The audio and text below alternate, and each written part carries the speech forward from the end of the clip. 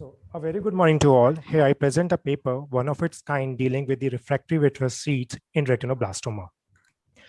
I have no financial disclosure. It's a well-known fact that the vitreous seeds have been the most difficult to treat and are the biggest culprits behind recurrences. Their salvage rates with intravenous chemotherapy are only 30%. On addition of EBRT, it may increases to 70%. With high-dose chemotherapy and periocular carboplatin, it is only marginally better. Whereas with the intra-arterial chemotherapy in Group D, it is up to 90%.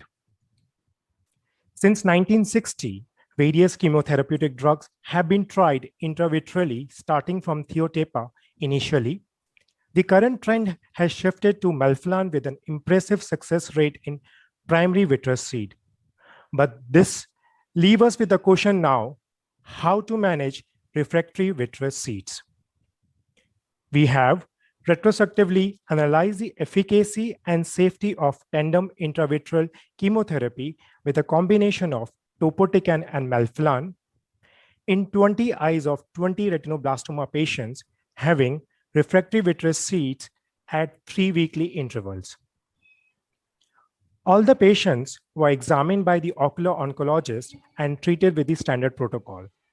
Patients not on intravenous or arterial chemotherapy with a history of failed intravitreal monotherapy leading to no regression or increase in vitreous seeds were diagnosed to have refractory vitreous seeds and were selected for tandem therapy. After the examination, the injection site was carefully chosen with a no tumor scar, vitreous seeds, or subretinal fluid within the 2 clock hours of the entry site. A combination of topotecan 30 micrograms and melphalan 20 microgram in 0.05 ml each was prepared and administered at 2.5 millimeter from the limbus with a 30 gauge needle bypass planar route, followed by triple freeze thaw cryotherapy and gentle jiggling of the eye. All the patients were kept on a 3 weekly follow-up up till regression.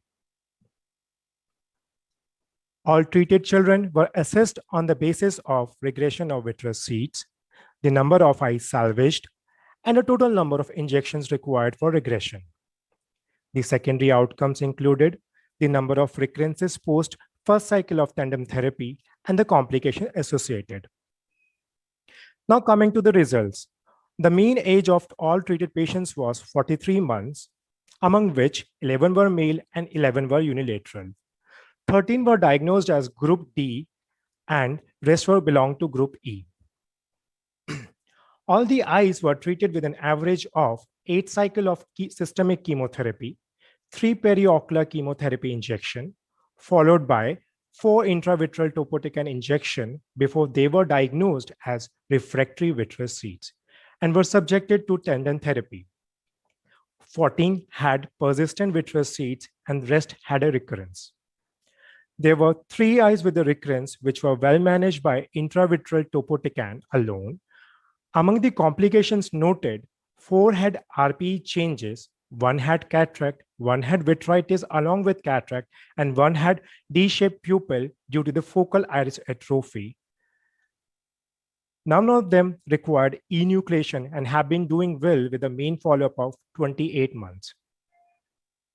Coming to the discussion, on reviewing the literature, there has been only a single study by Ghasami on tandem therapy. Their sample size was smaller than ours, that was 9 eyes.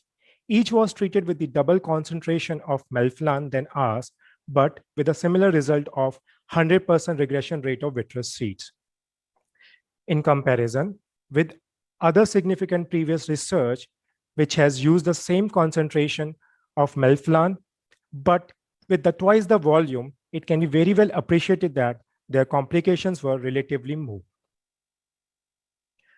With our experience spanning over 5.5 years, we have assessed that if vitreous seeds do not regress with a maximum of 6 intravitreal topotecan injections, it is best to shift to tandem therapy.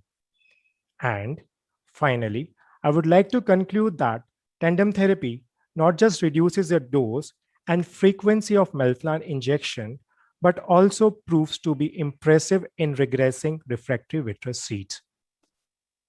Thank you. Thank you so much,